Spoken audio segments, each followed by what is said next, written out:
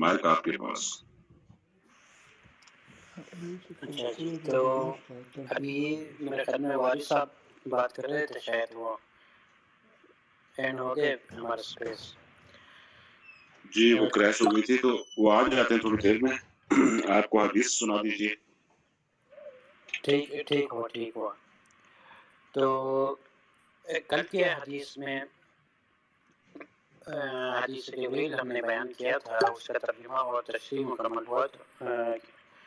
ہوا تھا۔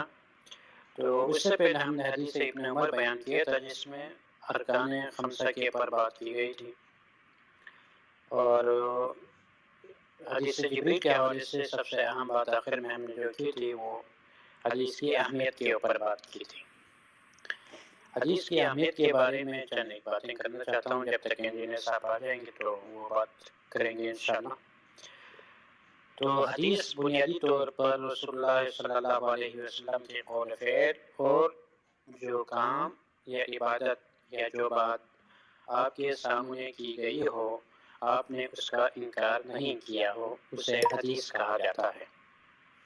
حدیث کی کتابوں میں سب سے اعلیٰ ترین، صحیح ترین کتابوں میں صحیح بخاری اور اس کے بعد صحیح مسلم کا شمار ہوتے ہیں۔ صحیح بخاری اور صحیح مسلم نے اپنی کتابوں میں یہ شرط لگائی، جب تک جس حدیث میں صحت کے تمام شروط نہ پائے جاتے ہو، اس کو اپنی کتاب میں ذکر نہیں کرتے ہیں۔ اس لیے انہوں نے اپنی کتاب کے اندر جو اقوال وغیرہ ذکر کیا ہے، یا جس باتوں کو انہوں نے کسی سے قولاً ضمناً ذکر کیا ہے، وہ اس کی شروط میں شامل نہیں ہے۔ ان کی شروط میں وہ حدیث شامل ہے جو بالاسناد انہوں نے ذکر کیا ہے، اور امام مسلم کی مقدمے میں جو حدیث ذکر ہے وہ اس کی شروط میں شامل نہیں ہے، مگر آگے جا کر کتاب الایمان سے آگے جتنا آخر تک حدیث ہے وہ صحت کے تمام شروط پر پورے اترتے ہیں۔ ہمارے ہاں برصغیر میں صحاح کہا جاتا ہے، یہ تقریباً غالبیت کے طور پر کہا جاتا ہے۔ صحیحین کے علاوہ سنن ابی داؤد، سنن جامع ترمذی، سنن ابن ماجہ، سنن نسائی وغیرہ میں صحیح حدیث کے ساتھ ساتھ ضعیف احادیث بھی پائے جاتے ہیں، لیکن سنن ترمذی اور ابو داؤد میں کا خاصہ یہ ہے، ان دو کتابوں کا خاصہ یہ ہے، یہ دونوں اپنی کتابوں میں موضوعات ذکر نہیں کرتے ہیں۔ سنن ابن ماجہ کے اوپر مولانا عبدالرشید نعمانی صاحب نے بہترین مقدمہ اس کا لکھا ہے، اس میں چند ایک احادیث ایسے ہے جس کی موضوع ہونے پر علماء نے حکم لگایا ہے، لیکن ایسے حدیث نہیں ہے جس کا کوئی اصل نہیں ملتا۔ احادیث کے اوپر جب ہم بات کریں تو امام شافعی نے ایک بات کی تھی کہ اس نے فرمایا تھا اصح الکتاب بعد کتاب اللہ موطا مالک۔ اس نے کہا تھا موطا مالک حدیث کی تمام کتابوں میں صحیح ترین کتاب ہے۔ تو امام شافعی نے جو فرمایا تھا وہ اس وقت کی بات تھی جب صحیح بخاری اور صحیح مسلم تالیف نہیں ہوا تھا، اس سے پہلے کی بات ہے۔ چونکہ موطا مالک میں بعض ایسے احادیث ہے جو آثار اور اقوال بھی ہے جو بغیر سند کے بھی بیان ہوا ہے، اور انہوں نے صحت کا شرط نہیں لگایا تھا، اس لیے صحیحین کے بعد ہی ان کا مقام آتا ہے۔ حدیث کی کتابوں کی مختلف اقسام ہیں۔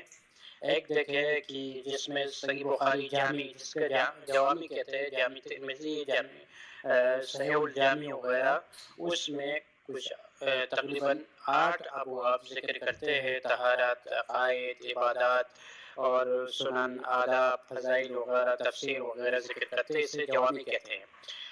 اور ایک باب باندھتے ہیں، اوپر باب کا ٹائٹل دیتے ہیں، نام دیتے ہیں، پھر اس کے نیچے جتنے احادیث اس باب یا اس مسئلے سے تعلق ہوتے ہیں ان احادیث کو یکجا کر کے جمع کر کے ایک ہی جگہ پر ذکر کرتے ہیں، جسے جامع کہتے ہیں یا سنن کہتے ہیں۔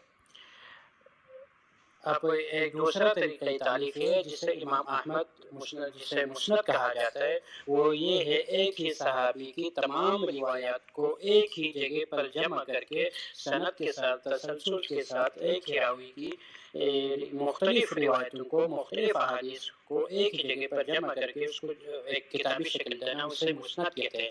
جیسے مسند احمد، اس میں ترتیب یہ ہوتا ہے جیسے ابو بکر صدیق کی تمام احادیث، پھر عمر فاروق کی، پھر خلفائے اربعہ کی، پھر اس کے بعد عشر مبشرہ کی، پھر اس کے بعد دیگر اصحاب کی، وہ حروف تہذیب کے تحت اس کو ذکر کیا جاتا ہے، اسے مسانید کہتے ہیں۔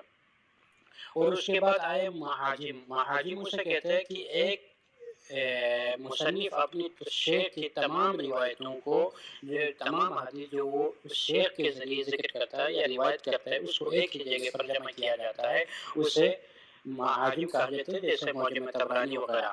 مصنفات اسے کہتے ہیں جس کے اندر ایک ہی باب کے اندر پہلے مرفوعات، پھر اس کے بعد موقوفات اور آثار صحابہ اور تابعین، تبع تابعین کے فتاوی بھی ایک ساتھ ہوتے ہیں، اسے مصنفات کہا جاتا ہے، جیسے مصنف ابن ابی شیبہ، مصنف عبدالرزاق وغیرہ ہے۔ اس لیے اگر کسی نے صحابہ کرام کے فتاوی دیکھنا ہو، اس نے صحابہ کے اس چیز میں کیا فتویٰ ہے اس مسئلے میں، تو وہ مصنف عبدالرزاق اور مصنف ابن ابی شیبہ وغیرہ کا مطالعہ کرے تو اس میں بہت سارے آثار اس کو وہاں پہ ملیں گے۔ اور میرے خیال میں انجینئر صاحب آ گئے تو میں ٹائم زیادہ نہیں لینا چاہتا ہوں، انشاءاللہ اس کے پر جب ٹائم ملیں گے مزید گفتگو کریں گے۔ انجینئر صاحب آپ جاری رکھیں۔